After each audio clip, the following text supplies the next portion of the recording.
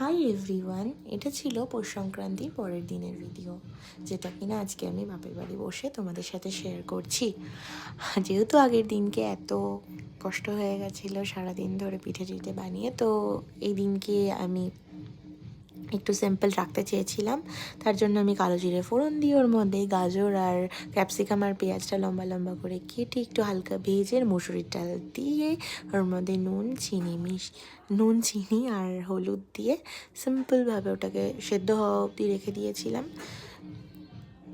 এটাই আর যেহেতু আমি পরের দিনকে আমার বাড়িতে যাব, চলে এসেছি, এখন আমি ভয়েস ওভার দিচ্ছি, তো সেই জন্য আমি হালকা করেই করেছিলাম। আর ভাঙর মাছ ছিল, যেটাকে আলু দিয়ে প্লেন ঝোল করেছিলাম জিরে ফোড়ন দিয়ে।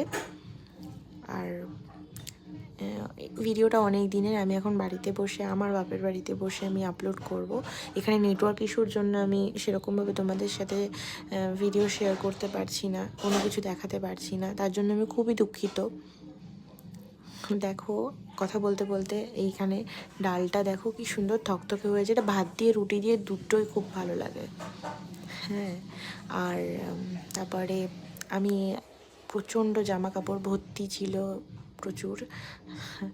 আমি কথাও বলছি, দেখো এখানে প্রচণ্ড নয়েজ, যেহেতু সরস্বতী পুজোর সময় আমি এটা ভয়েস ওভার দিচ্ছি এখন। বুঝতে পারছো কতদিন, এক সপ্তাহ হয়ে গেল আমি এসেছি, আর এই যে এত জামা কাপড়।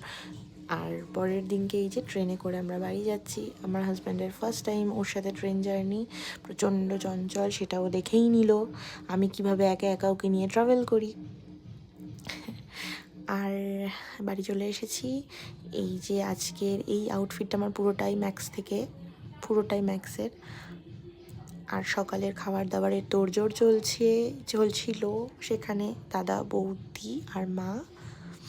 আর আমার ভিডিওটা যদি তোমাদের ভালো লেগে থাকে, প্লিজ লাইক শেয়ার কমেন্ট করো, সাবস্ক্রাইব করে পাশে থেকো।